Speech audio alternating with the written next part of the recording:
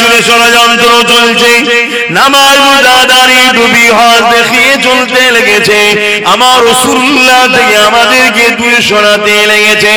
এ যুবকেরা কামিয়াবি হতে গেলে আল্লাহর রহমতটা লাগবে বললাম, কামিয়াবি হতে গেলে আল্লাহর দয়া লাগবে বললাম। আল্লাহর রহমত ও দয়াটা কি জিনিস এবারে শোনো। আল্লাহ সূরা আম্বিয়ার মধ্যে জানিয়ে দিচ্ছে, ওয়ামা আরসালনাকা ইল্লা রাহমাতাল লিল আলামিন। হে দুনিয়া মানুষেরা, আমি আমার হাবিবকে তামাম আলমের জন্য দয়া বানিয়েছি। অর্থাৎ দিলের মধ্যে যাদের নবী আছে তাদের কামিয়াবি আছে, যাদের দিলে নবী নেই তাদের কামিয়াবি নাই। এজন্য বলে দিই, আজ ইসলামের দুশমন জালিম শাসক ও ধর্মের দোহাই ভণ্ড যারা, এরা সমাজের মধ্যে তোমার পরিবারকে লুটার জন্য তথাকথিত দাড়ি টুপি বক্তাকে সমাজে ছেড়ে দিয়েছে। তারা ঘন্টার পর ঘন্টা ওয়াজ করে, নামাজি আলোচনা, রোজালি আলোচনা, দাড়িলি আলোচনা, ইদিলি আলোচনা, ওটালি আলোচনা, আলোচনার দরকার আছে, আমি বিরোধী করছি না, কিন্তু উম্মতকে নবী চিনাচ্ছে না। শুনছেন তো নাকি? নামাজ দেখিয়ে মোমেন না মুনাফিক চিনা যায় না, রোজা দেখিয়ে মোমেন না মুনাফিক চিনা যায় না, হজ দেখে মোমেন না মুনাফিক চিনা যায় না, দাড়ি টুপি দিয়ে মোমেন না মুনাফিক চিনা যায় না, কোরআন পড়তে পারে মোমেন না মুনাফিক চিনা যায় না, বড় তাফসীর কারো, বড় মুফতি, বড় মাওলানা, মোমেন না মুনাফিক চিনা যাবে না। মসজিদ বানিয়েছে, মাদ্রাসা বানিয়েছে, মোমেন না মুনাফিক চিনা যাবে না। যেমন সোনা চিনতে গেলে আপনাকে কুষ্টি পাথর লাগবে, 2 নম্বর না অরিজিনাল। আমার আল্লাহ মুমিন না মুনাফিক চেনার জন্য আমার রাসূলুল্লাহকে মডেল বানিয়ে দিয়েছে। আরো জোরে বলুন সুবহান। এ যুবকেরা, তরুণেরা, আমার নবী পাকের প্রেমিকেরা, এই জন্য বলে দিয়ে যায়, যে উলামা ওয়াজ করতে লেগেছে, যে ইমাম মসজিদে খুতবা দিতে লেগেছে, এমন করে 52 জুম্মার মধ্যে যদি 30টা জুম্মা নবী নবী নবী নবী শোনায়, জানবেন এই ইমাম কোরআনের পক্ষে আছে। বাকি 22টা জুম্মা নামাজ রোজা দাড়ি টুপি ইত্যাদির আলোচনার দরকার আছে, করো, কিন্তু সমস্ত আলোচনার থেকে নবীর আলোচনা বেশি করতে হবে, তবেই জানবেন সে কোরআনের পক্ষে আছে। কেন আমার আল্লাহ কোরআনে যখন ঈমানদারকে লক্ষ্য করে কোন আলোচনা করেছে, আমার আল্লাহ তখন ঈমানদারের কাছে আমার নবীর আলোচনা শুনিয়েছে। আরো জোরে বলুন সুবহান। আল্লাহু আল্লাহ নবী সাহাবী হযরত আবু বকর সিদ্দিক 10000 সাহাবা হুজুরকে নিয়ে মুসাইলামাতুল কাজ্জাবের বিরুদ্ধে, মুসাইলামাতুল কাজ্জাবকে প্রথমে বুঝাবার জন্য রওনা দিয়েছে। যদি না বোঝে রাসূলুল্লাহর পক্ষে দাঁড়িয়ে আমি এর প্রতিরোধ করতে থাকব। কেননা মুসাইলামাতুল কাজ্জাব আমার নবী পাকের বিরোধী করেছে, আমার নবী পাকের খতমে নবুয়তের শানকে বিরোধ করতে চেয়েছে। যুবকেরা, তরুণেরা, বাপেরা, মুসাইলামাতুল কাজ্জাবের কাছে আবু বকর সিদ্দিক চলে গেল। আবু বকর সিদ্দিক থেকে বুঝাতে লাগলো, হে মুসাইলামাতুল কাজ্জাব, কেন তুমি এই মিথ্যা প্রচার করো? আল্লাহর কোরআন এখানে বলে দিয়েছে, ওয়ালাকিন রাসূলুল্লাহ ওয়া খাতামান নবী, আমার নবী পাক হলো শেষ নবী, সেখানে কেন তুমি মিথ্যা নবী দাবি করতে লেগেছো? হে মুসাইলামাতুল কাজ্জাব, তুমি তোমার কথা থেকে তওবা করে ফিরে আসো।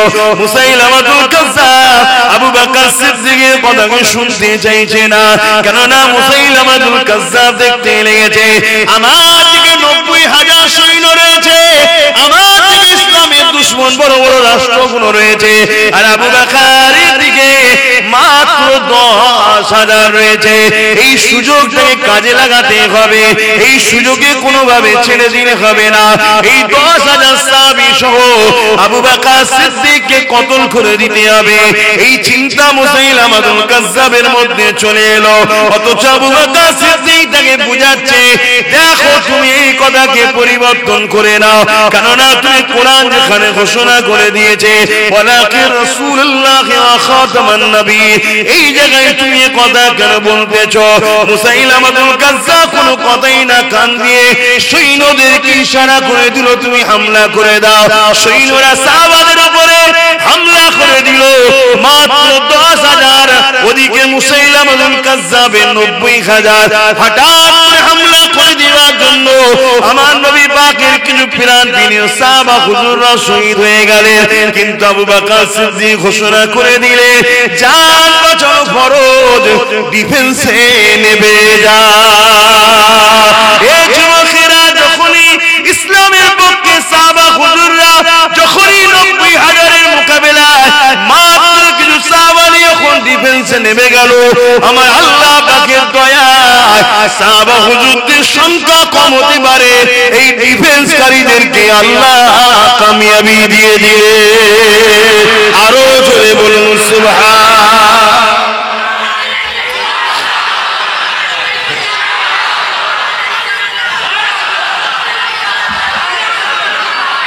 আল্লাহু আকবার। আল্লাহ নবীর সাহাবী হযরত আবু বকর সিদ্দিক রাদিয়াল্লাহু তাআলা যখন খলিফা হয়েছিলেন, মুসাইলামাতুল কাজ্জাব নামে একটা ব্যক্তি সে সঙ্গে সঙ্গে মিথ্যা নবী দাবি করে ফেলল। আল্লাহ নবী সাহাবী আবু বকর সিদ্দিক সাহাবা হুজুরদেরকে নিয়ে এক জায়গায় বসে গেল, বসে গিয়ে আলোচনা পরামর্শ করতে লাগলো। এ নবীর সাহাবারা, মুসাইলামাতুল কাজ্জাব মিথ্যা নবী দাবি করেছে, এর প্রতিবাদে আমাদের কি করা দরকার? সাহাবা হুজুররা একটাই কথা বলেছিলেন, হে আমিরুল মুমিনিন খলিফাতুল মুসলিমিন ও হযরত আবু বকর সিদ্দিক, আপনি যেটাই ফয়সালা করবেন আমরা সেটাই মেনে নেব। কেন? আপনি আমাদের সরদার লিডার, আপনি খলিফাতুল মুসলিমিন। হযরত আবু বকর শুনে কি বলেছিল, হ্যাঁ আপনারা যেটা বলছেন ঠিকই কথা, তবে আমি আবু বকর দুটো পরামর্শ আপনাদের দেব। একটা পরামর্শ হলো, পৃথিবীর মানুষ যদি আমার নবী পাকের বিরুদ্ধে লাগে, এতে আমার নবী পাকের কোনো অসুবিধা হবে না। ভাই হবে? এখন যদি দুনিয়ার লোক বলে নবী মরে গেছে, আমার নবীর কিছু হবে? যদি দুনিয়ার লোক বলে রাসূল পাক শেষ নবী নয়, এতে আমার নবীর কোনো অসুবিধা আছে? কেন? আল্লাহর কোরআন বলছে, হাবিব ওয়ালাকি রাসূলুল্লাহ ওয়া খাতামান নবীন, আপনি শেষ নবী। আল্লাহ শেষ নবী বলে মেনে নিয়েছে। এখন যদি হাজারো লোক নবী দাবি করে, কপালটা তার ফাটবে, আমার আল্লাহর খাতায় নবী হলেন শেষ নবী, তাই তো নাকি? তো সাহাবী হযরত আবু বকর সিদ্দিক এই কথাই বলল, যেতে আপনার রাসূলের কোনো অসুবিধা নাই। আকাশে চাঁদ ওঠে রাত্রিরে, পূর্ণিমার চাঁদ, পুরো গোল চাঁদ। এখন এক এক সময় দেখবেন কুকুররা চাঁদের দিকে মুখ করে ঘেউ ঘেউ করে, দেখেছেন কখনো কেউ? একটু হ্যাকি না বল, দেখেছেন? আচ্ছা বলুন, পৃথিবীর সব কুকুরকে যদি এক জায়গায় করা হয় আর আকাশের পূর্ণিমার চাঁদ উঠেছে, সবাই যদি আকাশের চাঁদের দিকে চেয়ে ঘেউ ঘেউ করে, এতে চাঁদের কিছু অসুবিধা হবে? ঠিক তেমনি মানুষ রূপী কিছু কুকুর আছে না? আমার ভাষাটা খারাপ লাগলো নাকি? দেখতে হুবহু মানুষ, কিন্তু তার মধ্যে কুকুরের খসলত আছে। এরকম মানুষ আছে না? এরকম সব কটা মানবরূপী কুকুর যদি এক জায়গায় করা হয় আর করে যদি সবাই আমার নবীর বিরুদ্ধে ঘেউ ঘেউ করে, এতে আমার নবীর কিছু হবে? কেন হবে না?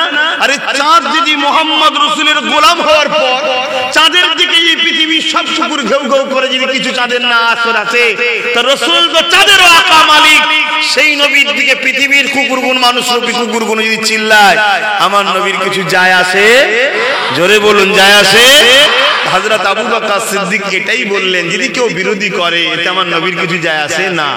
তবে আমরা তো ভালোবাসি বলি, এ নবীর সাহাবারা, আমরা তো ভালোবাসি বলি, আমাদের তো কিছু একটা করা দরকার। কি দরকার আছে না? হ্যাঁ, হযরত আবু বকর সিদ্দিক বলেছিলেন, এ নবীর সাহাবারা, আমাদের তো কিছু একটা ভালোবাসার ইতিহাস দেখানো দরকার। সাহাবা হুজুররা বললেন, ভাই আপনি যেটাই পরামর্শ দেবেন আমরা সেটাই মেনে নেব। ওই সময় হযরত আবু বকর সিদ্দিক বলেছিলেন, আমি মুসাইলামাতুল কাজ্জাবকে বুঝাবো, যদি না বোঝে আমি রাসূলুল্লাহ খাতমে নবুয়তের বিরোধী করার জন্য, নবীর শানে বেহুরমতি করার জন্য আমি মুসাইলামাতুল কাজ্জাবের সঙ্গে লড়াই ও যুদ্ধ করব। তাহলে আজও যদি কেউ নবীর শানে বেহুরমতি করে, আমরা তাকে প্রথম কি করব বলুন? বুঝাবো। যদি না বোঝে তার বিরুদ্ধে সংগ্রাম হবে না হবে না? কথা বলুন আওয়াজ দিয়ে। সেই সংগ্রাম শত সে যদি যুদ্ধ আকার নেয়, আমরা যুদ্ধতেও করা রাজি আছি। হাত তুলে সাক্ষী দেন। আল্লাহু আকবার বলেন, আল্লাহু আকবার বলেন। এই যুদ্ধে যদি আমাদের জান মাল সর্বোচ্চকে কুরবান করতে হয়, মুহাম্মদ রাসূলের জন্য কুরবান করতে রাজি কারা আছে? হাত তুলে দেখান, লম্বা হাত তুলবেন। মুনাফিকি নয় তো, আপনাবান। যদি হাত সত্য হয়, কোরআন ও হাদিসের ভাষায় আপনারা জান্নাতি। জোরে বলুন সুবহানাল্লাহ। আর যদি হাত মিথ্যা হয়, আপনি হাজি হন, নামাজি হন, রোজাদার হন, যাই হোক জাহান্নামী। কোরআন হাদিসের ব্যাখ্যায়, আমার কথা না, আমি তো মুখ দিয়ে শুধু বলছি। কথা ক্লিয়ার? আসো নবীকে চেনেন, নবীকে চেনেন। নবী চিনি না বলি তাকে যে খুশি আমাকে যা খুশি করে নিচ্ছে। কেন? আমাদের ঈমান দুর্বল হয়ে গেছে। হযরত আবু বকর সিদ্দিক 10,000 সাহাবী তৈরি করলেন। কত? 10। এক জায়গায় করলেন, সব যুবক তাজা খুন এক জায়গায় করলেন। করার পরে তাদেরকে নিয়ে মুসাইলামাতুল কাজ্জাবের কাছে যাচ্ছে। এখন প্রশ্ন হতে পারে যে আপনি বুঝাতে যাচ্ছেন তো 10,000 সাহাবা নিয়ে যাচ্ছেন কেন? মুসাইলামাতুল কাজ্জাবকে ইসলামের দুশমন রাষ্ট্রগুলো হেল্প করছে। যেমন আজকে সব পেরেশান পেরেশান, ফট করে পড়ে গেলে ইট পাটকেল রয়েছে, লেগে যাবে তো। আর এইসব বীজখানে ডিস্টার্ব হয়ে গেলে অজের লাইন বন্ধ করে যাবে। খারাপ লিখছি? এটা আমার নবীর কথা বলছি। এখানে আদব না থাকলে বলা যায় না। এটা আমার বাবার কথা নয় যে কে শুনলো না শুনলো পরের কথা না, আমার নবীর কথা। একটু বেহুরমতি হলেই কাফের হয়ে যাবে, গুনাহগার হবে না। এখানে গুনার ব্যাপার নেই, নবীর ব্যাপারে গুনাহ টুনার ব্যাপার নেই। হয় ইমানদার নাই কাফের। আমলের ব্যাপারে গুনাহ টুনা থাকে। নামাজ ঠিক হচ্ছে না, গুনাহ হবে। রোজা ঠিক করছে না, গুনাহ হবে। হজ ঠিক করছে না, গুনাহ হবে। কথা বুঝে? দাঁড়িয়ে টুপি ঠিক নেই, গুনাহ হবে। কাফের হয় না। আর নবীর ব্যাপারে একটু চুল পরিমাণ এদিক ওদিক হয়ে গেলেই কাফের। শুনছেন তো নাকি? আর এই মাকামটা নবীকে কে দিয়েছে? সবাই বলুন, আল্লাহ দিয়েছে। আল্লাহর ফয়সালা মানবেন না মানবেন? তো ভাইরা আমার, রোদ তো গায়ে লাগছে। এখানে এটা কিছু ঝুলিয়ে দেন। মুসাইলামাতুল কাজ্জাব, এদিকে শোনেন, এদিকে। মুসাইলামাতুল কাজ্জাবকে বিদেশের ইসলামের দুশমন রাষ্ট্রগুলো সাথ দিচ্ছে। শুনছেন না? যেমন প্যালেস্টাইনের বিরুদ্ধে ইসরায়েলকে পৃথিবীর ইসলামের দুশমন রাষ্ট্রগুলো সাথ দিয়েছে না, দেয় না? এখনো দিচ্ছে। কেন দিচ্ছিস বাবা? ইসরায়েল তো অবৈধ রাষ্ট্র, ইসরায়েল তো হালালি রাষ্ট্র নয়, অবৈধ। কেন? অ্যাকচুয়ালি টোটালটা ছিল প্যালেস্টাইন, জানেন তো নাকি? ইসরায়েল ইহুদি সম্প্রদায়দের ঘরে যখন, তুমি ওর মাথায় মোবাইল ঢুকে রেখেছে কেন? মানুষ না অন্য কিছু? তুমি ও বেচারি মানুষটা শুনছেন, মাথায় মোবাইল লেগে লেগে।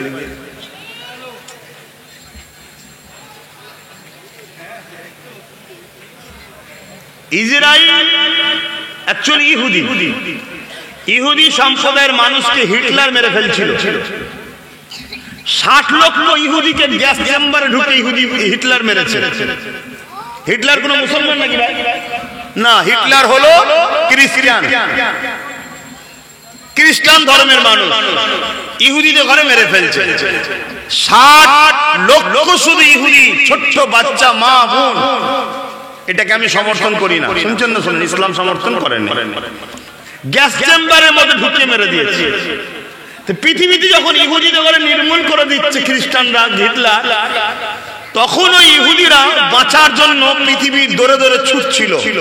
সাহায্য করো, আমায় থাকতে দাও, সাহায্য করো, আমায় থাকতে দাও। কেউ থাকতে দেয়নি।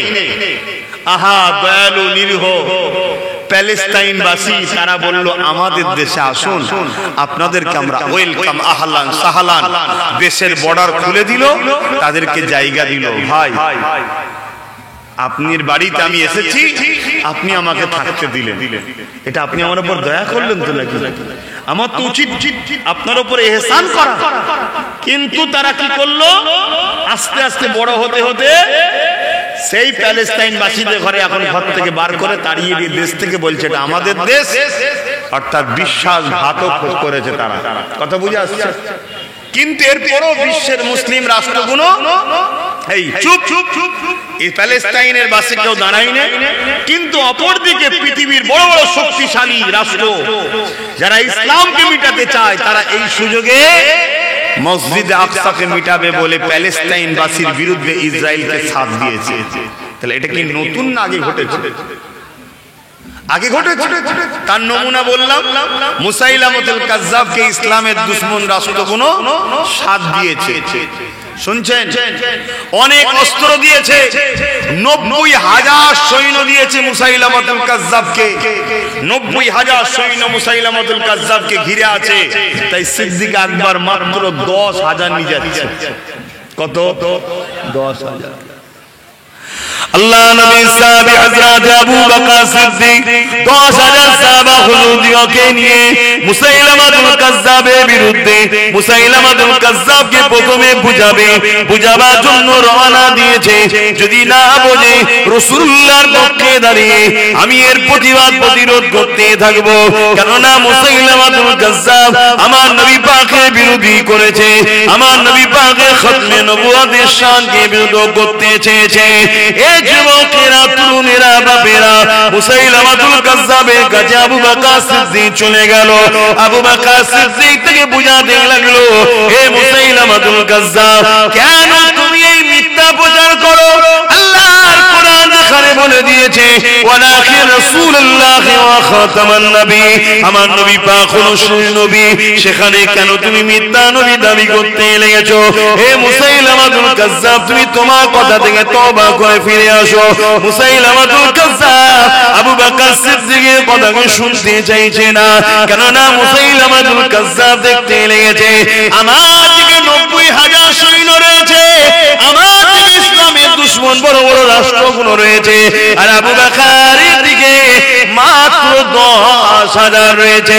এই সুযোগটাকে কাজে লাগাতে হবে, এই সুযোগে কোনোভাবে ছেড়ে দিলে হবে না।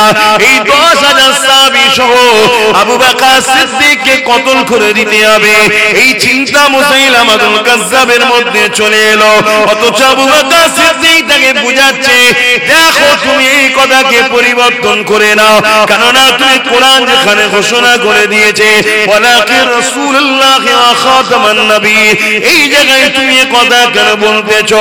মুসাইলামাতুল কাজ্জাব কোনো কথাই না কান দিয়ে সৈন্যদেরকে ইশারা করে দিল, তুমি হামলা করে দাও। সৈন্যরা সাহাবাদের উপরে হামলা করে দিল, মাত্র 10,000, ওদিকে মুসাইলামাতুল কাজ্জাবের 90,000। হঠাৎ করে হামলা করে দেওয়ার জন্য আমার নবী পাকের কিছু প্রাণপ্রিয় সাহাবা হুজুররা শহীদ হয়ে গেলেন।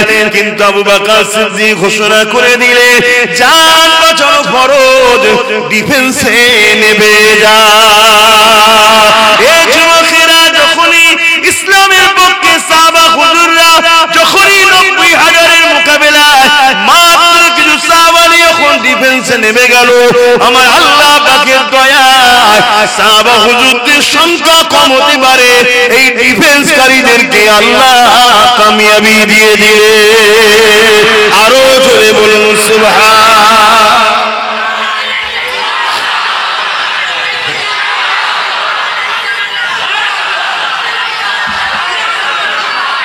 আল্লাহু আকবার। এখানে দুটো কথা, একটা হলো কিসের জোরে সাহাবারা জিতলেন?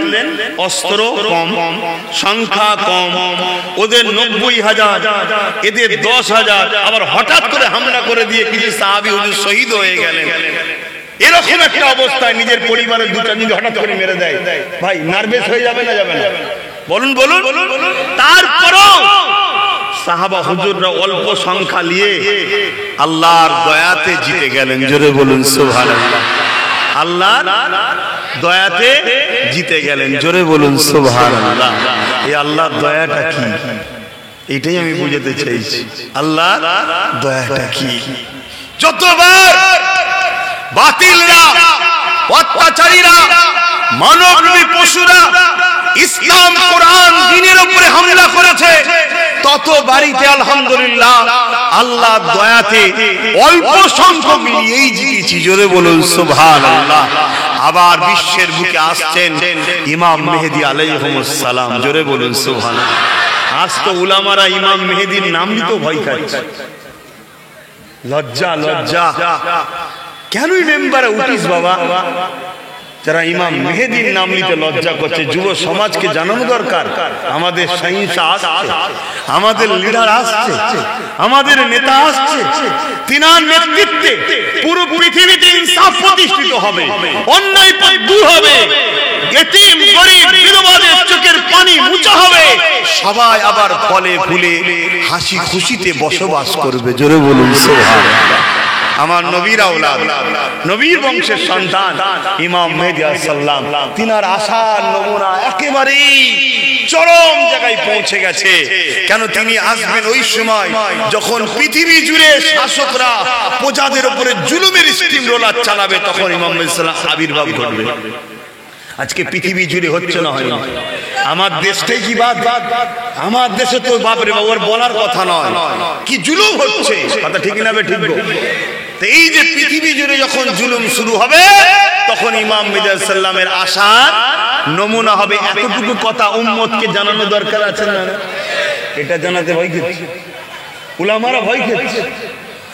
কথা বুঝে আসছে? আরে বাবা, ওরা জায়গা পায়নি, বাঁশ গাছ টাছ গাছ সব ভেঙে ভুঙে ঢুকছে পারে। এটাও তো আল্লাহর দরবারে শুকরিয়া নাকি? তোমরা যত কোরআনের পক্ষে আসবে, রাসূলুল্লাহর আলোচনার পক্ষে আসবে, দ্বীনের পক্ষে আসবে, তত মনে রাখবে ইবলিস শয়তানের বুকে পেন হবে। আর ইবলিস শয়তান এই দুজন হাতিয়ার, শাসক, জালিম শাসক আর ধর্মর দোহাই দিয়ে ভণ্ড, এই দুজনের দ্বারা তোমাদের পিছনে সমালোচনা হবে। একবার দরুদ পড়তে পড়তে আগিয়ে আসো। দরুদ শরীফ, আল্লাহুম্মা সাল্লি আলা, তাড়াতাড়ি তাড়াতাড়ি।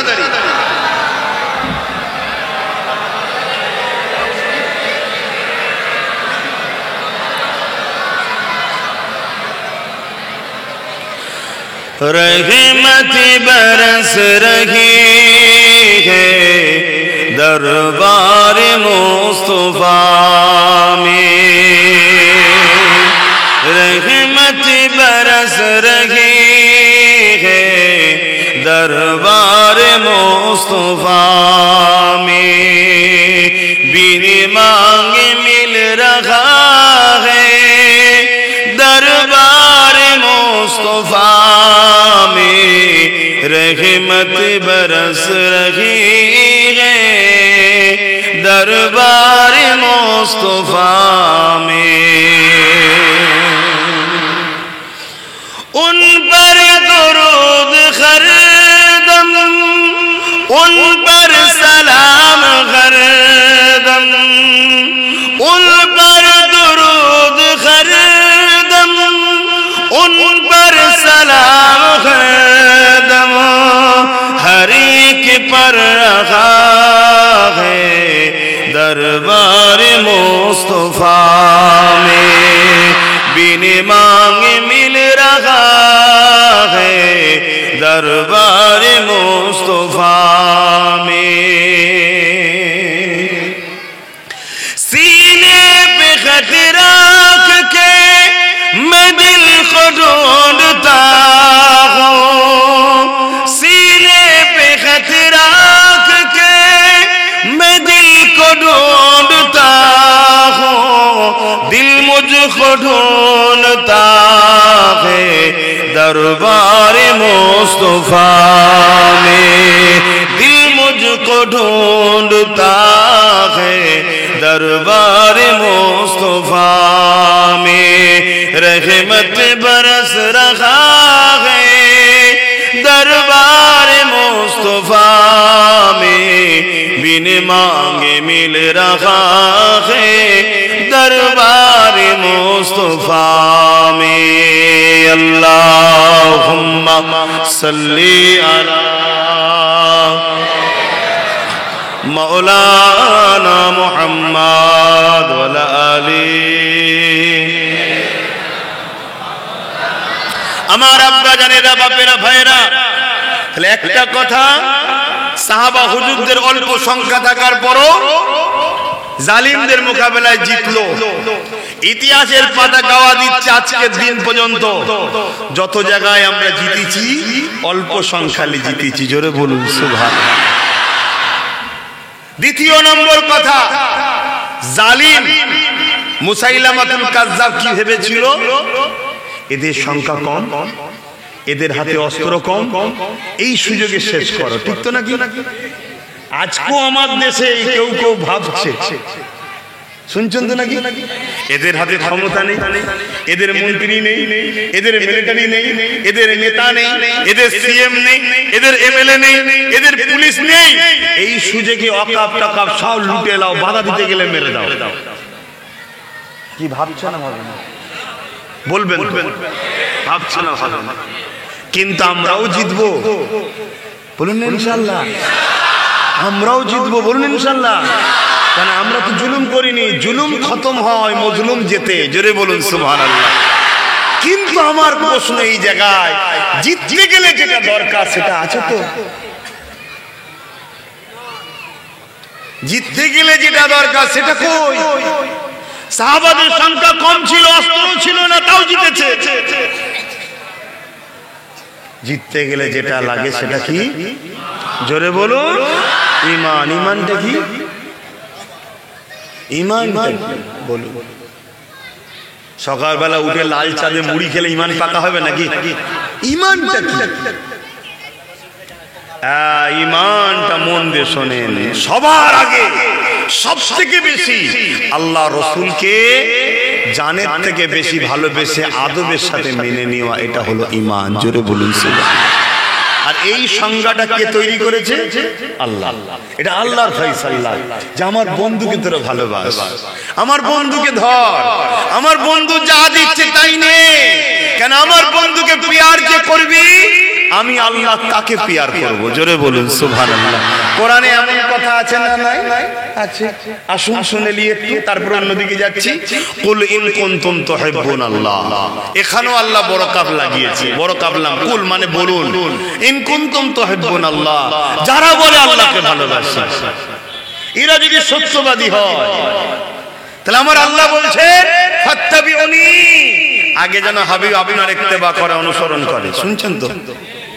কেন এই জমিনে আমার নবীর উম্মত ও আল্লাহর বান্দা বান্দিকে যারাই ধোঁকা দেবে, চিটিংবাজি করবে, তারা দাড়ি চেঁচে আসবে না, দাড়ি রেখে আসবে, মাথায় টুপি দিয়ে আসবে, সে বলবে আল্লাহকে ভালোবাসি, সে বলবে আমি নামাজ পড়ি, রোজা রাখি, হজ করি, যাকাত দিই। তাই আমার আল্লাহ ফয়সালা করছে, হাবিব এদের নামাজ, এদের রোজা, এদের দাড়ি, এদের টুপি, এদের আমার ভালোবাসা যদি সত্য হয়, তাহলে এদেরকে একটা সাক্ষী দিতে হবে, পরীক্ষা দিতে হবে। কি? ফাত্তাবিউনি, আগে যেন হাবিব আপনার ইত্তেবা করে। জোরে বলুন সুবহানাল্লাহ। এবারে প্রশ্ন হলো, ইত্তেবা যাকে করা হয় তাকে মহব্বত ছাড়া করা হয়? এই যে এতগুলো লোক কাজ কাম ছেড়ে দিয়ে, দুপুরের ঘুম, শীতের ঘুম ছেড়ে দিয়ে কেন এসেছে? অবশ্যই কোরআন হাদিস শুনতে, কিন্তু আমাকে যদি ভালো না বাসতেন এসতেন? চলো অন্য কারো মুখ থেকে শুনবো, আমার থেকে শুনবেন কেন? তাহলে ভালোবাসা আছে বলে। তো ফাত্তাবিউনি কি अंदर प्यार छुपा हुआ है, माना ये हुआ जो शख्स कहते हैं मैं रब ताला को प्यार करते हैं, अगर उन लोगों की दावा ये बात सच है तो फत्ताबिउनी, नबी को मोहब्बत के साथ पहले मानना होगा। बोलिए सुभान अल्लाह।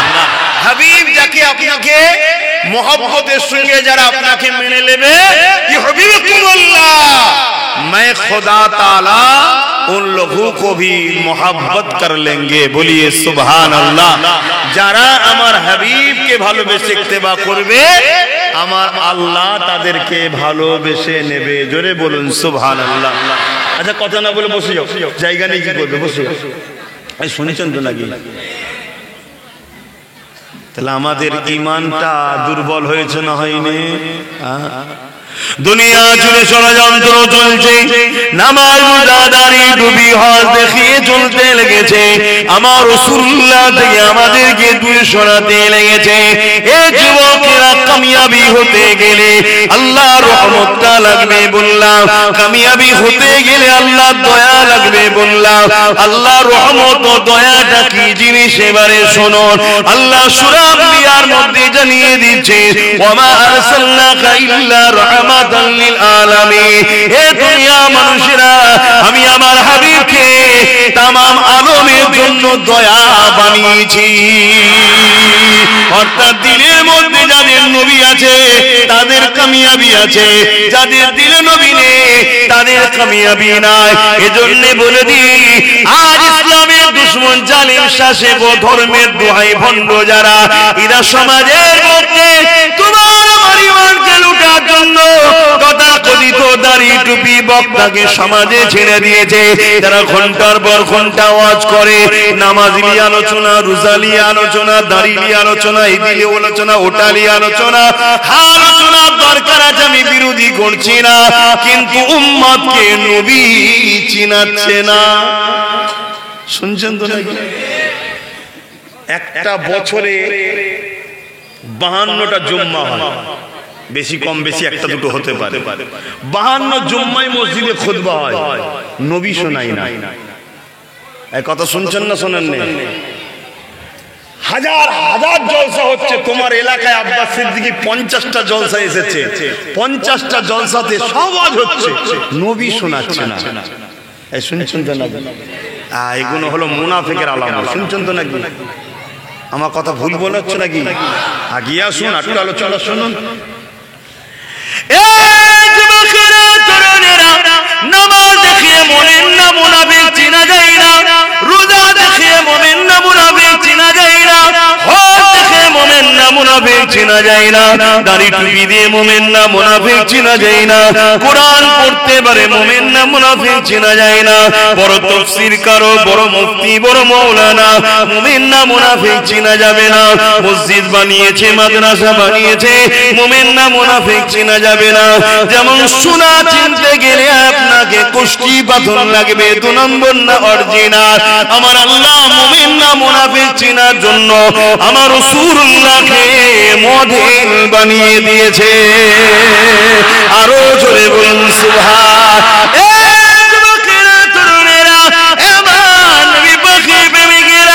এই জন্য বলে দিয়ে যায়, যে উলামা ওয়াজ করতে লেগেছে, যে ইমাম মসজিদে খুতবা দিতে লেগেছে, এমন করে 52 জুম্মার মধ্যে যদি 30টা জুম্মা নবী নবী নবী নবী শোনায়, জানবেন এই ইমাম কোরআনের পক্ষে আছে।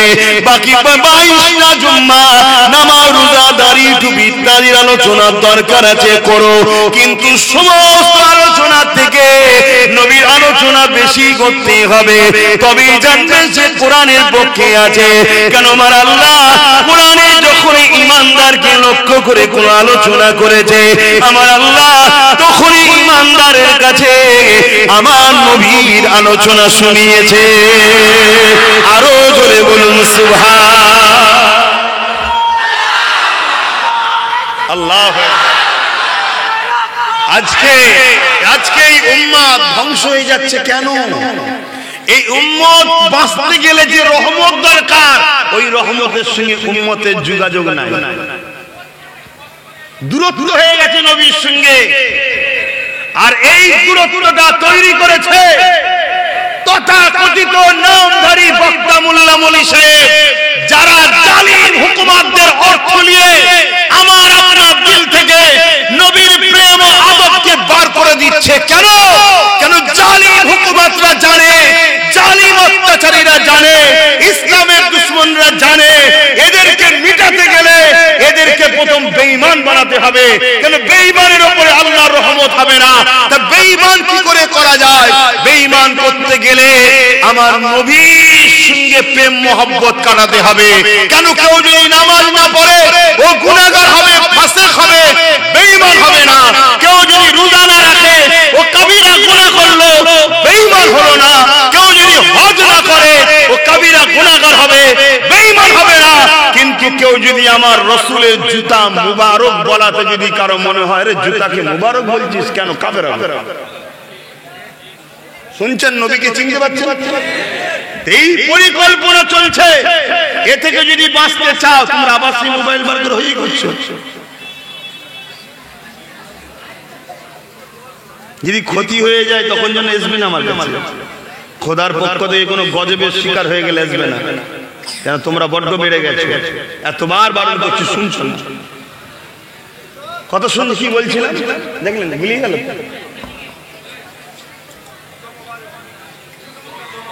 আমার নবীর পবিত্র জুতা মুবারক, পাক জুতা মুবারক বলা থেকেও যদি অসুবিধা হয়, আরে জুতা তো অনেক উপরের ব্যাপার। নবীর পেশাব পায়খানাটাও ছিল পাক। যদি বলে সে যদি পৃথিবীর বড় মুফতি দাবিদার হয় তাও কাফের। শুনছেন না শোনেন না? এর কারো সন্দেহ আছে? যদি কারো সন্দেহ থাকে জানতে হবে তারও ঈমান নাই, তাকে কলেমা রদ্দ কবুল করে নতুন করে মুসলমান হতে হবে। শুনছেন?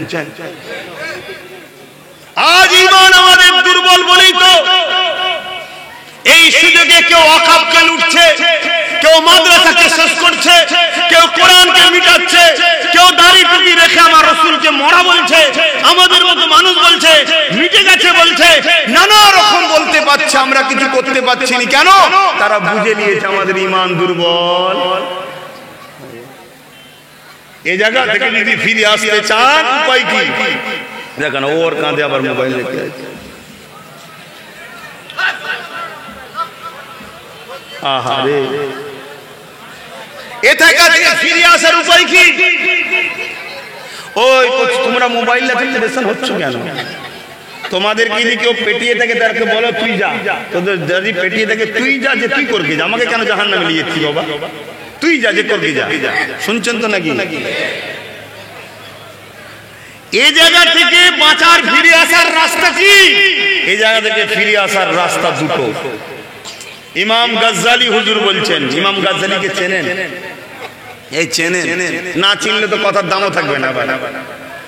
এই পৃথিবী খুঁজে ফেলুন, এই পৃথিবী, পুরো পৃথিবী ঘুরে আজকের দিনে ইমাম গাজ্জালি হুজুরের মতো একজন আল্লাহওয়ালা পাবেন না। পুরো পৃথিবী খুঁজে। শুনছেন তো? এত বড় আল্লাহওয়ালা ছিলেন, এত বড় আলেম ছিলেন, ইলমে জাহির ইলমে বাতিন সব দিক দিয়ে পণ্ডিত ছিলেন। অতএব ওনার মতো এত বড় দার্শনিক পৃথিবীর বুকে আজকের তারিখে দ্বিতীয় পাবেন না। আমার মাওলানা সাহেব ভাই জানেন, উনি একবার মুসা আলাইহিস সালামের কাছে এসেছিলেন রুহানি হালতে। দুনিয়ায় আসার আগে একবার ঘুরে গেছে, 2000-2500 বছর আগে একবার ঘুরে গেছে, তারপরে দুনিয়ায় এসেছে। উনি বলছেন এই জায়গা থেকে বাঁচার দুটো উপায়। একটা উপায় হলো বেশি বেশি করে দরুদ পড়ো, দ্বিতীয় হলো নবীর জীবনী পড়ো।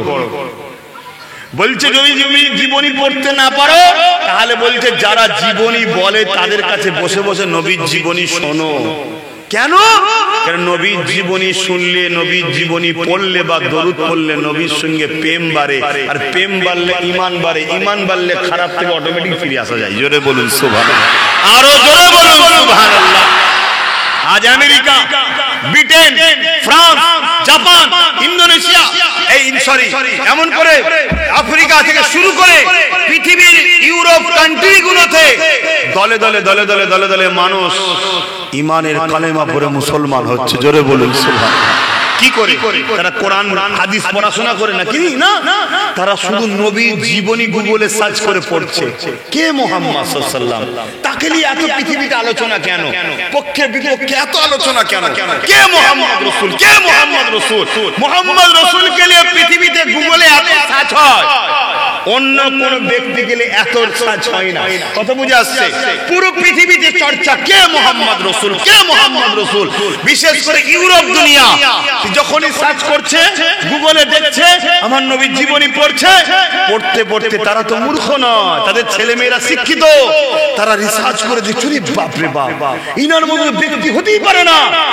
তখন তেনারা সব দলে দলে আমার নবীকে কলেমা পড়ে মুসলমান হচ্ছে। জোরে বলেছে, আরো জোরে বলেন সুবহানাল্লাহ। আর আমরা ইসলামের ঘরে জন্ম হয়ে, মুসলমানের ঘরে জন্ম হয়ে, আমার বাপ দাদু সোনা নানি সব মুসলমান, নবীর জীবনী থেকে সরে যাওয়ার জন্য আজ আমাদের মধ্যে দেখুন কি ধ্বংস হচ্ছে। আজান হয়ে যায় 4:10 আজকে নামাজ নাকি কটায়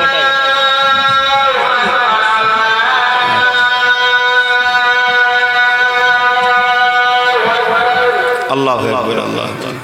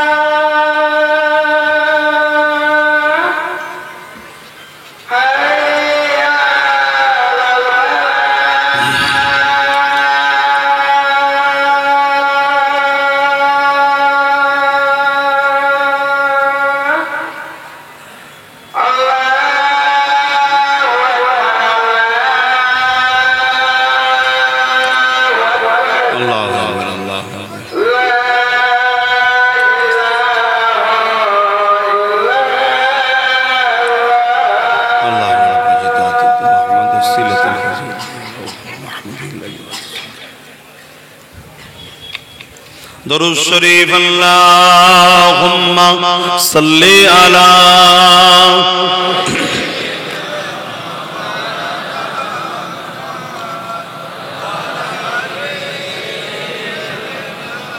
আমার আব্বা জানের আজান হয়ে গেছে কটায় জামাত 4:10 জামাত 4টে পর্যন্ত আলোচনা হবে 1 ঘন্টা সময় আছে 8 ঘন্টা একটু দু কথা বলি খুব মন দিয়ে শুনেন তাহলে আজকে নবীর জীবনী পড়ে পশ্চিমা দুনিয়ার মানুষ ইউরোপ কান্ট্রির মানুষ তারা আজকে দলে দলে ইসলামে আসছে আর আমাদের ঘরের ছেলে নবীর জীবনী থেকে দূরে সরে যাওয়ার জন্য সুদ ঘুষ মদ জিনা ব্যভিচারী খুন মারপিট ডাকাতির মধ্যে জড়িয়ে যাচ্ছে এটা তাহলে পরিকল্পনা নয় নবীর থেকে সরানো কারা সরিয়েছে আপনার দেখেন নবীর থেকে আমাদের সমাজের আলেম ওলামা দাবিদাররা এক শ্রেণীর আছে না নাই ঘন্টার পর ঘন্টা আলোচনা করছে বদমাইশগুলো নবীর কথা শোনাতে চায় না এসব জালিম শাসকদের থেকে টাকা নিয়েছে এরা আমাদের বেঈমানি করার জন্য এগুলো লিয়া হয় না হতভাগা আকবর নাম শুনেছেন হতভাগা আকবর দ্বীনে ইলাহি বার করেছিল কোরআনের বিরুদ্ধে দ্বীনে ইলাহি বার করেছিল হতভাগা আকবর দ্বীনে ইলাহি বার করেছিল আকবর লিখেছিল নাকি কাদের কাছে লিখেছিল বলুন আম মানুষ লিখেছিল না তৎকালীন সময় বড় বড় মুফতি মাওলানা স্কলার কে মিশর ফারাক কে অমুক ফারাক পাস করে এসেছে ফারাক মানে পাস করে এসেছে কথা বুঝে এসেছে তাদের ঘরে সব অর্থ দিয়ে কিনে কোরআনের বিরুদ্ধে দ্বীনে ইলাহি লিখেছে শোনো যুবক শোনো ঈমান বাঁচাও ঈমান বাঁচাও ঈমান বাঁচাও তাদের ঘরে লিখে ওই দ্বীনে ইলাহি বার করলো তখন বিরোধী করেছিল কে হযরতে মুজাদ্দিদে আল-ফিসানি রাহমাতুল্লাহ আলাইহি জোরে বলুন সুবহানাল্লাহ আহা নবীর গোলাম বিরোধী শুরু করে দিল আল্লাহর পাগল বিরোধী শুরু করলো হতভাগা আকবর ভারতের রাজা তখন মুগলে আজম মিলিটারি আমার পুলিশ আমার অস্ত্র আমার সৈন্য আমার জনগণ আমার সব আমার আর এই ফকির সাহেব মোল্লা সাহেব আমার বিরোধী করেছে ক্ষমতার জোর দেখাবার জন্য একটা বিরাট ময়দানে ডাকা হলো চলো তোমার কি আছে আমার কি আছে, লড়াই হবে। মুজাদ্দিদ আল পেশানি অ্যাকসেপ্ট করলো। অ্যাকসেপ্ট করার পরে সেই ময়দানে হাজির হলো। হাজির হয়ে দেখছে যে সমস্ত বড় বড় মুফতি মাওলানা নাম করা সবাই জি নাম করা আলেম ইমাম পীর সাহেব পীরজাদা সব আকবরের দিকে, কেন কোটি কোটি টাকায় রফা হয়েছে। আর ওর দিকে মিলিটারি পুলিশ না গেলে জেল দেয়, এই ভয়ে সব চলে গেছে। আর মুজাদ্দিদ আল পেশানির দিকে ইমানদার গুটি কত আলেম ওলামা পীর সাহেব পীরজাদারা দাঁড়িয়ে আছে, শুনছেন তো? কিন্তু গুটি কত গুটি কত। মুজাদ্দিদ আল পেশানি আসমানের দিকে বলছে, আল্লাহ আপনি তো বলেছেন মজলুমের সাথে কেউ না থাকুক, আমি আল্লাহ আছি, জোরে বলুন আল্লাহ। এখন যদি আপনি আছেন না দেখান তো কবে দেখাবেন?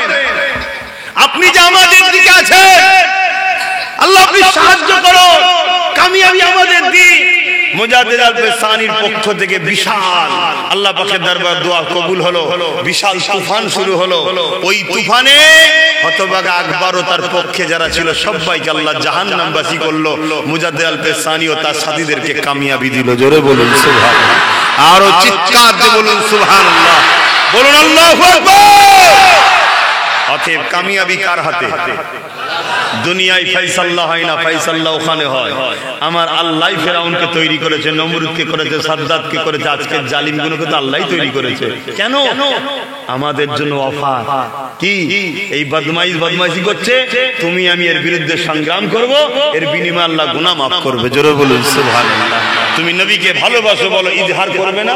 তুমি কোরআনকে ভালোবাসো বলো, ইজহার করবে না। তুমি আল্লাহকে প্রিয়ার করো বলো, ইজহার করবে না। আজকে দুঃখের বিষয়, পুরো ভারত জুড়ে চলছে নতুন করে, বিশেষ করে মুসলমানদের উপরে জুলুমের স্টিম রোলার চালানো হয়েছে। আমার বাংলাতেও দেখা যাচ্ছে কি, সন্দেহ হলে মুসলমানকে তুলে নিয়ে বলছে জঙ্গি। 20 বছর 22 বছর পর বলছে নির্দোষ। 20-22 বছর পর তার লাইফটা নষ্ট হচ্ছে না, হয়নি?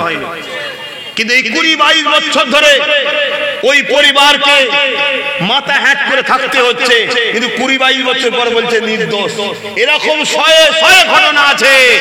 কিন্তু যখন মুসলিম ছাড়া অন্য কেউ প্রকাশ্য বোম দিচ্ছে, ভিডিও সহ ধরা পড়বে, তার জন্য কোনো বড় বড় দপ্তর থেকে অফিসাররাও আসবে না, কোনো ইনভেস্টিগেশন হবে না, কোনো তদন্ত হবে না, কোনো রিসার্চ হবে না, বলবে ও নরমাল ব্যাপার বলে ছেড়ে দেওয়া হবে। এ থেকে কি বুঝে পারা যাচ্ছে না যে আমাদেরকে মিটাবার একটা নাটক তৈরি হয়েছে? শুধু দেশে নয়, আমার বাংলাতেও পুরো দেশ জুড়ে চলছে। কেউ মিষ্টি হাসি দিয়ে বিষ খাইয়ে মারছে, কেউ মুখ ভেঁচকে আমাদেরকে মারছে। সবার লক্ষ্য আমাদেরকে মিটিয়ে দিবার। কেন? কেন? আমরা ইসলামের অনুসারী, আমার ইসলামকে তারা মিটাতে চায়। ইসলামকে মিটাতে কেন চাইছে? আমি বললাম, দুই শ্রেণীর মানুষ কখনো ইসলাম থাকলে তাদের জ্ঞানার হতে পারছে না। এক জুলুমের সাম্রাজ্য তৈরি করা, আর ধর্মের নামে মিথ্যা ভণ্ডমি কখনো প্রতিষ্ঠিত করতে পারছে না। একজন হলো ইসলামের মেসেজ যেজন দিচ্ছে, এই আলো, সত্যের আলো চারিদিকে ছড়িয়ে যাচ্ছে, জোরে বলুন সুবহানাল্লাহ। বাপেরা, নওজওয়ানেরা, তরুণেরা, এই জায়গায় তোমাকে আমাকে ঈমানটাকে মজবুত করতে হবে, নবী পাকের সুন্নাতে জীবন করতে হবে।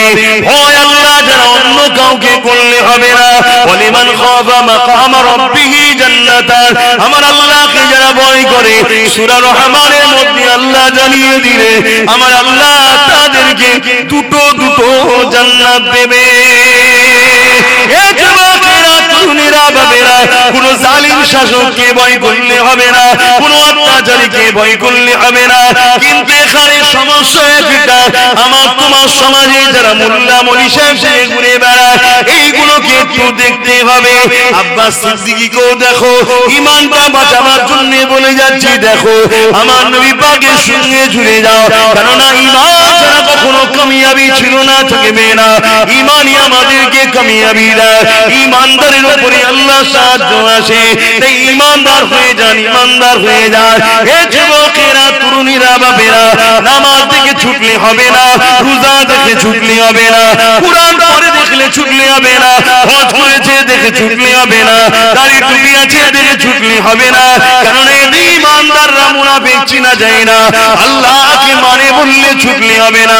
ভুল আমাকে বলবেন না, আল্লাহ কোরআনে নিজে জানাচ্ছে, হে আমার হাবিব, মুনাফিক আমার দিকে ছুটে ছুটে আসে, কিন্তু আপনার দরবারে যাবার বেলায় সে হোঁচট খায়, ইয়া রাসূলুল্লাহ হাবিবাল্লাহ, এইগুলোই হলো মুনাফিক যারা আমার বেলায় ছুটে ছুটে আসে, আপনার বেলায় হিচকিহাট হয়, এগুলোই হলো মুনাফিক। আমার আল্লাহ কোরআনে নিজে বলেছে, তাই মুনাফিক চেনার জন্য আল্লাহ আমার নবীকে মডেল করে দিয়েছে।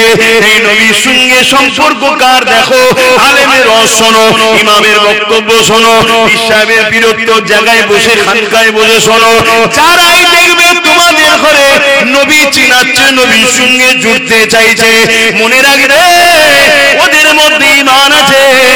এই রাস্তায় যদি তোমরা চলতে পারো, অবশ্যই সেদিন বেশি দূর নয়, আল্লাহ সাহায্য আসবে, জালিমরা ধ্বংস হবে, আবার তোমাদের হাতে কামিয়াবি আল্লাহ দিয়ে দেবে। এ নওজওয়ানেরা, এই বিষয়ে তোমাদের ঈমানকে মজবুতের জন্য আরো একটা দলিল তোমাদেরকে দিয়ে যায়। দুটো ব্যক্তির নাম বলছি, মন দিয়ে শুনবে।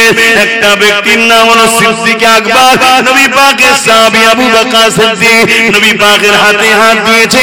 আর এক ব্যক্তির নাম বলছি হযরত আব্দুল্লাহ ইবনে উবাই, সেও কিন্তু নবীর হাতে হাত দিয়েছে। আবু বকর সিদ্দিকও নবীর হাতে হাত দিয়েছে, আব্দুল্লাহ ইবনে উবাইও নবীর হাতে হাত দিয়েছে। আবু বকর সিদ্দিক নবীর পিছনে ইখতিরা করে নামাজ পড়ে, আবু বকর সিদ্দিকের সাথে আব্দুল্লাহ ইবনে উবাইও নবীর পিছনে ইখতিরা করে নামাজ পড়ে। আবু বকর সিদ্দিক রোজা রাখে, আব্দুল্লাহ ইবনে উবাইও রোজা রাখে। আবু বকর সিদ্দিক নবীর সঙ্গে হজ করেছে, আব্দুল্লাহ ইবনে উবাইও নবীর সঙ্গে হজ করেছে। আবু বকর সিদ্দিক নবীর সঙ্গে জিহাদে গেছে, আবু বকর সিদ্দিক নবীর সঙ্গে জিহাদে গেছে, আব্দুল্লাহ ইবনে উবাইও নবীর সঙ্গে জিহাদে গেছে। আবু বকর সিদ্দিকের দাড়ি টুপি পাগড়ি রয়েছে, আব্দুল্লাহ ইবনে উবাইয়েরও দাড়ি টুপি পাগড়ি রয়েছে। আবু বকর সিদ্দিক নবীর দরবারে বসে দ্বীন ইসলাম শেখে, আব্দুল্লাহ ইবনে উবাইও নবীর দরবারে বসে কোরআন শেখে, দ্বীন ইসলাম শেখে। কিন্তু ব্যাপারটা হলো এই জায়গায়, আবু বকর সিদ্দিক দুনিয়ার জমিন থেকে জান্নাতের সার্টিফিকেট পেয়ে গেছে, আর আব্দুল্লাহ ইবনে উবাই দুনিয়ার জমিন থেকে কোরআনের ঘোষিত মুনাফিক জাহান্নামী হয়েছে।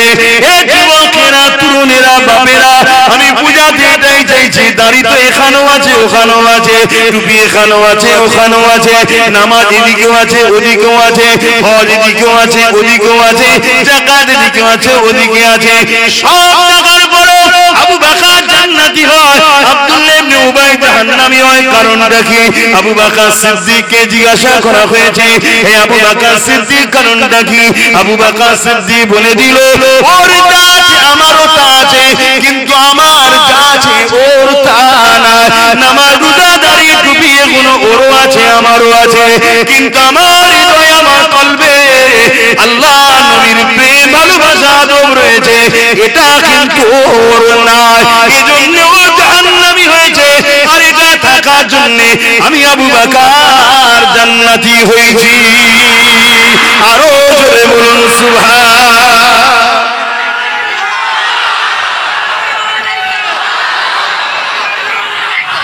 ভাইরা আমার, সময় কম, তাকবীর দিয়া ভালো, কিন্তু সময় কম।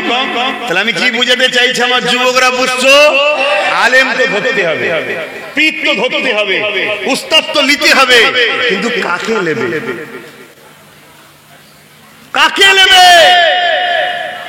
এই দুনিয়ায় হাজারো কোরআন দেখিয়ে মানুষকে বেঈমান করা হয়েছে, জানেন না? খারিজি বলে একটা দল হযরত আলী হুজুরের বিরুদ্ধে লড়াই করেছিল, শুনছেন নাকি? ওরা মানুষকে তো কোরআনই দেখিয়েছিল, কোরআন মানো, আল্লাহর জমিনে আল্লাহর কথা চলবে, কোরআন চলবে, আলীর কথা চলবে না। হযরত আলী হুজুরের বিরুদ্ধে মানুষকে দল তৈরি করে ফেললো। তাহলে আজকে ওই সব মুনাফিক চিনতে হবে না? আজকে আমাদের মধ্যে মুনাফিক বেড়ে গেছে, আমাদের মধ্যে জালিম শাসকদের অর্থ দিয়ে মুনাফিক উলামা, বক্তা, ইমাম, পীর সাহেব, পীরজাদা বেড়ে গেছে। তাই তো আজকে কেন্দ্র সরকার সাহস দেখাচ্ছে মুসলমানদের ধর্মীয় সম্পদ ওয়াকফের উপর হাত দিবা। এই সাহসটা দেখাচ্ছে কি করে? তাদের কাছে ডাটা আছে, রিপোর্ট আছে যে মুসলমানরা যাদেরকে অনুসরণ করছে তারা সব আমাদেরই অর্থে পরিচালিত হয়। শুনছেন না? কথা বুঝছেন না? তো কথা বুঝছেন না, বুঝেন না? তাই তো তারা সাহস দেখায়। না এই সংবিধান বিরোধী, ধর্ম নিরপেক্ষ দেশে, গণতন্ত্র দেশে ইসলাম বিরোধী, ধর্ম বিরোধী আমাদের মসজিদের জায়গা, আমার কবরস্থান, মাদ্রাসা, ওয়াকফ সম্পদের উপরে হাত দিবারে ঘৃণ চক্রান্ত করলো কি করে? এই করার পিছনে আমাদের সমাজের একদল ছদ্মবেশী আলেম ওলামা মুনাফিকদের জন্য এই সাহসটা পেয়েছে। আমরা সবাই বলি বাবরি মসজিদ চলে গেল, না চলে যায়নি, দেওয়া হয়েছে। বড় অংশের টাকাতে বিক্রি করা হয়েছে বাবরি মসজিদকে, চলে যায়নি, দেওয়া হয়েছে। কথা মাথায় ঢুকছে না? ঢোকে। ওই আবার বললাম, পছন্দ হবে কি জানি না কথা, কিন্তু আমি আমার ডিউটিটা পালন করে যাই না। আল্লাহ ধরবে তো আমি নাকি ডিউটি পালন করবো না? করবো না? কথা বলুন। ডিউটি পালন করব। আজ বড় দুঃখ, ওয়াকফ নিয়ে সবই আপনারা জানেন, শুনেছেন, আন্দোলন বিভিন্ন জায়গায় করছি, খবর পেয়েছেন তো। আপনাদের এই আশপাশে কোন জায়গায় যদি আন্দোলন হয় খবর পেলে একটু যাবেন তো নাকি? কেন এটা খুব সেন্সিটিভ ব্যাপার। এই আন্দোলনে পিছপা হলে হবে না। এই আন্দোলনের ঠেলায় একটু হলেও বিজেপি একটু পিছিয়েছে না পেছনে নেই? এই আন্দোলনের ঠেলায় এই আইন থেকে একটু পিছিয়েছে না পিছনে নেই? এই আন্দোলনকে আরো বাড়াতে হবে। কৃষকরা যেভাবে আন্দোলন করেছিল, কালা কানুন কৃষকদের বিরুদ্ধে তৈরি হয়েছিল। কৃষকদের মধ্যে কে মুসলিম, কে হিন্দু, কে দলিত, কে আদিবাসী দেখেনি। কৃষক কৃষক তাই আন্দোলন হয়েছিল। আমাদেরও আন্দোলনটাকে এত তীব্র করতে হবে যাতে কেন্দ্র সরকার মনে করে যে ওই কুর্সিটা এটা আমার বাবাকারীর জমিদারি নয়, এটা জনগণের ভোটে নির্বাচিত, সংবিধান অনুযায়ী চললে থাকবে। সংবিধান বিরোধী করলে আমার কুর্সি আমার থেকে চলে যাবে। কেন্দ্র সরকারকে বুঝিয়ে দেওয়ার জন্য আমার মসজিদ, আমার মাদ্রাসা, আমার কোরআন, আমার দ্বীনের উপরে যারা আঘাত দেবে তাদের প্রতিরোধ করার জন্য জীবনের বুকে তাজা রক্ত দিয়ে হলো এই প্রতিরোধ চলছে, আগামীতেও চলবে। রাজি আছেন না নাই? আওয়াজ বলুন, আছেন না নাই? নারায়ে তাকবীর, নারায়ে তাকবীর। কুরআন ও সুন্নাহ, কুরআন ও সুন্নাহ, দ্বীন ইসলাম, দ্বীন ইসলাম। ওয়াকফ সম্পদ, ওয়াকফ সম্পদ। নিজের ঐতিহ্যকে হারিয়ে ফেলো না। তোমার আমার বাচ্চার আগামী দিন চোখ থাকতো অন্ধ হবে, মুখ থাকতো বুবা হবে, কান থাকতো কালা হবে। আগামী দিন বড় ভয়ানক দিন আসবে। বাচ্চাদের জন্য এগুলো করে যেতে হবে না? হবে না? ঐতিহাসিক মসজিদ যতদিন থাকবে ততদিন তোমার এ দেশে থাকার জন্য পেহচান পত্র হয়ে যাবে, পরিচয় পত্র। তোমার এই মসজিদের বয়স কত? তাহলে সাবধান হও, এও টার্গেটে আছে। স্বাধীনতার আগে যত মসজিদ আছে সব টার্গেটে। যদি বলেন কেন? স্বাধীনতার আগের মসজিদ, মাদ্রাসা, কবরস্থানের জন্যই তো তুমি পরিচয় যে স্বাধীনতার আগে থেকে আমরা দেশে আছি। কথা মাথায় ঢুকছে না? ঢুকে। আর মসজিদ যদি মাদ্রাসা না থাকে, স্বাধীনতার পরে যদি হয়, এর প্রমাণ হবে তুমি অন্য দেশ থেকে এসে করেছো। মাথায় ঢুকছে? অতএব এই ওয়াকফ যদি চলে যায় তোমার আমার সব শেষ। কিন্তু এখানে আমি একটা ছোট্ট কথা বলবো, আন্দোলন দরকার আছে না? না। কেন্দ্র সরকার সংবিধান বিরোধী কাজ করতে চাইছে না? চাইনি। কিন্তু এখন ক্লিয়ার করেন, একটু পিছিয়ে গেছে। কিন্তু যদি চেষ্টাটা ভুল করেছে না? করেন। সংবিধান বিরোধী, ঠিক না বেটি? একদম ধর্মের বিরোধী, আবার সংবিধান বিরোধী। এই আন্দোলন ওর পক্ষে করা মানে সংবিধানের পক্ষে থাকা, আন্দোলনের বিরোধী করা মানে ইসলামের পক্ষে থাকা, ঠিক তো নাকি? সেই জায়গায় আমার প্রশ্ন, এক জায়গায় আন্দোলনটা করবেন, করতে হবে, কিন্তু কাদের নেতৃত্বে করবেন এটা জানা দরকার আছে না? বলুন আমার কথা কি ভুল হচ্ছে? কেন আন্দোলন তো সমাজে দু ধরনের দেখছি। এক ধরনের আন্দোলন দেখছি যারা করছে সত্যি ওয়াকফের জন্য আন্দোলন করছে, কিন্তু আর এক দল আন্দোলন যেন দেখছি ওয়াকফের নামে কেন্দ্রের বিরুদ্ধে এর দালালি। কথা মাথায় ঢুকছে না? ঢোকে। তা আপনারা আন্দোলনটা করবেন কি আল্লাহ ও রাসূলের জন্য না কারো দালালি করার জন্য? কথা বলেন, কারো দালালি করার জন্য? আপনারা কি দালাল? মুস্তাফার গোলাম আপনারা, কিন্তু আপনাদের গায়ে দালাল বানাচ্ছে কারা? তথাকথিত বিশ্বাসীর যারা মুফতি মাওলানা দাবিদার এক শ্রেণীর আপনাদের ঘরে দালাল বানিয়ে দিচ্ছে। আরে আন্দোলন হোক মসজিদের স্বার্থে, আন্দোলন হোক কবরস্থান ওয়াকফের স্বার্থে, আন্দোলন হবে আল্লাহ ও রাসূলের পক্ষে দাঁড়িয়ে আন্দোলন হবে, ঠিক না বেঠিক? কেন আমরা সাহায্য কার চাই? আল্লাহ ছাড়া দ্বিতীয় কেউ কখনো ফাতে দিতে পারে? ফায়সালা দুনিয়ায় হয় আসমানে হয়? আসমানে হয়। খুব ভালো করে বুঝুন। আজকে আপনি আন্দোলন করুন, করা দরকার, কিন্তু এটাও মনে রাখবেন আমার বাংলায় 1,43,000 একর জমি রয়েছে। কত? কম বেশি 1,43,000 একর। তার মধ্যে 75,000 একর জমি বেদখল। 75,000 একর, তার মানে 3 × 7 = 21, 3 × 5 = 15, 325 বিঘে, 25 লক্ষ বিঘে, 325 লক্ষ বিঘে আমার বাংলাতে আমাদের সম্পদ বেদখল। ওটা উদ্ধারের দরকার আছে না? না, বিজেপি তো এখন আইন করেনি। আইনটা করছে কেন এটা বুঝতে হবে। ওই আইনটা করে ওই 75 যেটা বেদখল ওটাকে ঘর বাড়ি যা আছে সব ভেঙে দেবে, দিয়ে সবটা বিজেপি নিয়ে নেবে। কেন্দ্র নিতে চাইছে, বুঝতে পারছেন না? পারেন না। আর যেটুকু আমাদের হাতে আছে ওটা বলে দিতে চাইছে। তার মানে টোটাল 1,43,000 একর জমি বাংলার, ওটা সবটা নেবে। অন্য অন্য জায়গা সব মিলিয়ে 27 লক্ষ বিঘে জমি কম বেশি। কথা বুঝে আসছে?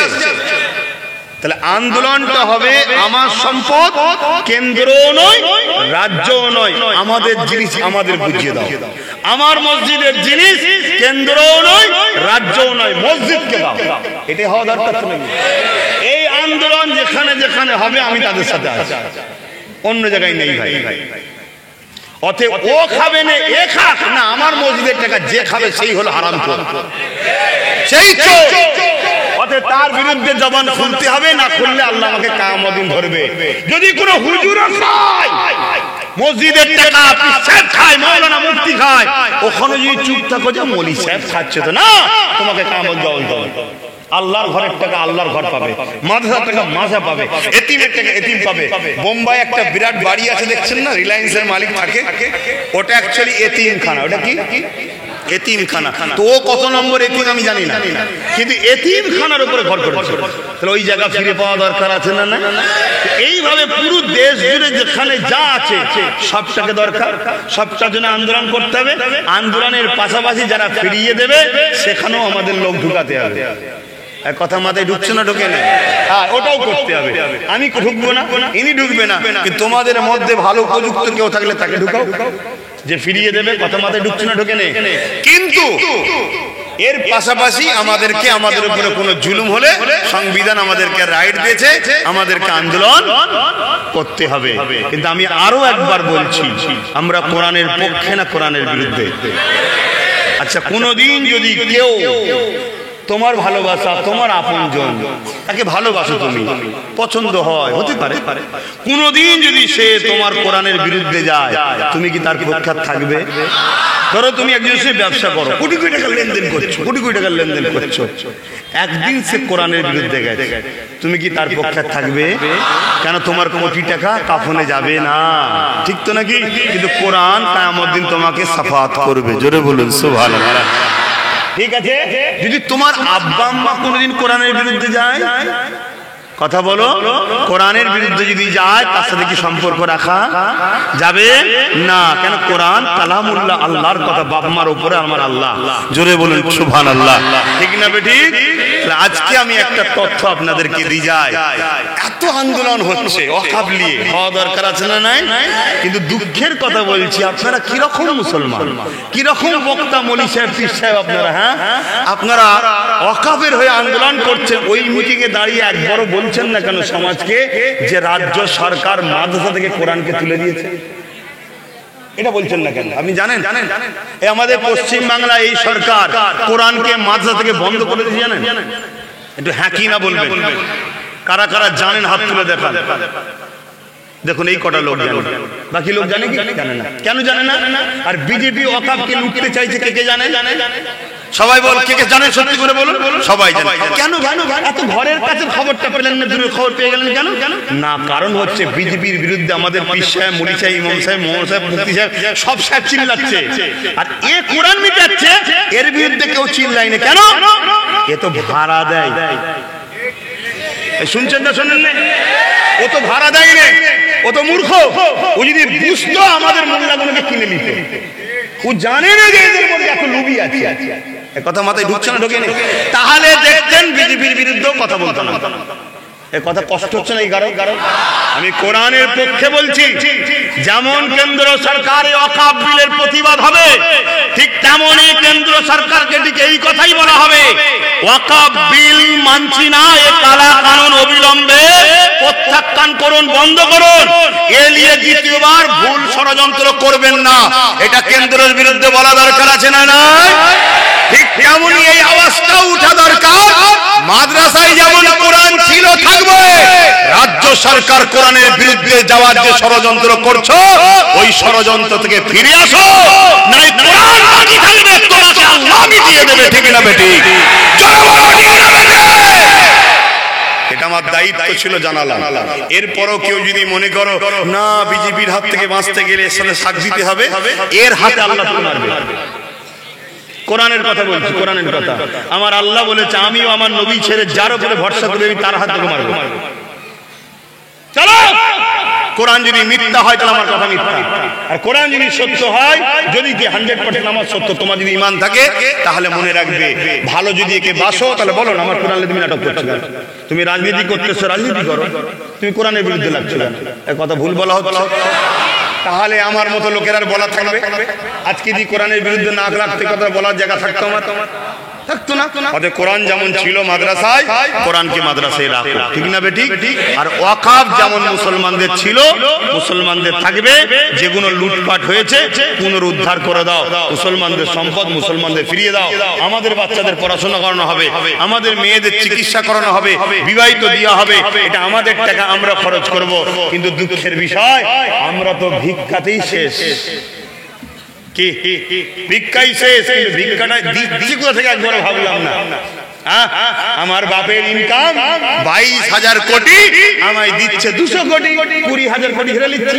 আমরা ভাবছি কত ভালো কাজ হচ্ছে, কিন্তু এবারে পুরোটা নেবে বলছে 200 কোটি আর দেবে না। এখনো সময় আছে, আল্লাহর উপরে ভরসা করে এই আন্দোলন করো। কি আন্দোলন? কেন্দ্র সরকার তোমার এই কালো কানুন মানছি না, যে চক্রান্ত করছো, চক্রান্ত থেকে ধীরে যে রাজনীতি করছো, রাজনীতি করবে যাও, ধর্মের উপর আঘাত দিও না। ঠিক তেমনি রাজ্য সরকার তোমারও আন্ডারে যত ওয়াকফ দখল আছে সেগুলোকে উদ্ধার করো, এবং মাদ্রাসা থেকে কোরআনকে মিটাবার যে প্ল্যান হচ্ছে, তুমি ওই জায়গা থেকে ফিরে আসো। কেউ বলেছিল কোরআন শেষ হয়ে যাবে, আজকে কোরআনকেই শেষ করতে চাইছে। তো যাক, আমার এই কথাতে কারো কিছু কষ্ট হলো? কারো কিছু কষ্ট হয়েছে? কারো যদি জান প্রিয় হয়, আল্লাহর উপরে ভরসা রাখুন না, ওর হাত থেকে বাঁচতে গিয়ে একে বাঁচাতে হবে আর এক কোরআনকে মিটাবে, এই সুযোগটা নিয়ে মনে রেখে দিও, আল্লাহ তোমায় মিটিয়ে দেবে, আল্লাহ মিটিয়ে দেবে। এখনো সময় আছে, সাবধান হও, সাবধান হও, সাবধান হও। আসো এলাকায়, এই আশপাশে, আপনাদের এখান থেকে উলুবেড়িয়া কত দূর?